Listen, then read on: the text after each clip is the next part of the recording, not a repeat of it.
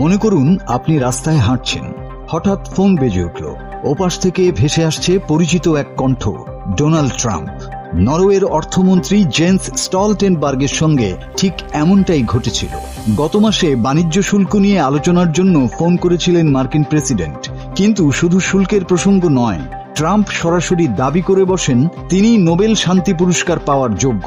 নরওয়ের গণমাধ্যমের প্রতিবেদন অনুযায়ী ট্রাম্পের সেই কথাবার্তা ছিল একেবারে স্পষ্ট, নোবেল আমারই প্রাপ্য।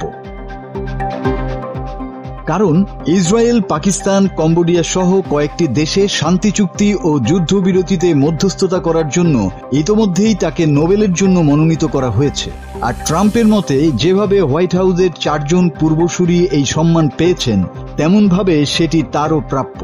সূত্র বলছে, অসলো শহরের পথে হাঁটার সময়ই স্টলটেনবার্গের সঙ্গে ট্রাম্পের সেই ফোন আলাপ হয়।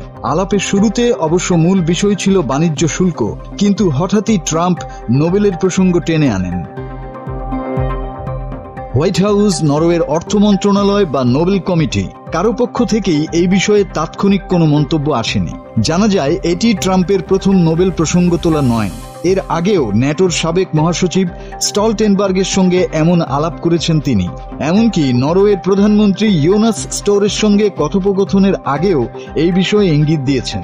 ফোন আলাপে যুক্ত ছিল মার্কিন অর্থমন্ত্রী স্কট বেজেন্ট, বাণিজ্য প্রতিনিধি জেমিসন প্রিয়ার এবং হোয়াইট হাউসের আরও কয়েকজন শীর্ষ কর্মকর্তা। ঘটনার মাত্র কয়েকদিন আগে 31 জুলাই যুক্তরাষ্ট্র নরওয়ে থেকে আমদানিতে 15% শুল্ক বসানোর ঘোষণা দেয়।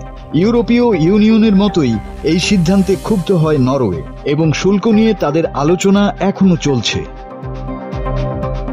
তবে প্রশ্ন থেকে যায়, এটি কি কেবল বাণিজ্য আলোচনার ফোন কল ছিল, নাকি নোবেল শান্তি পুরস্কারের জন্য এক রাজনৈতিক দর কষাকষির অংশ?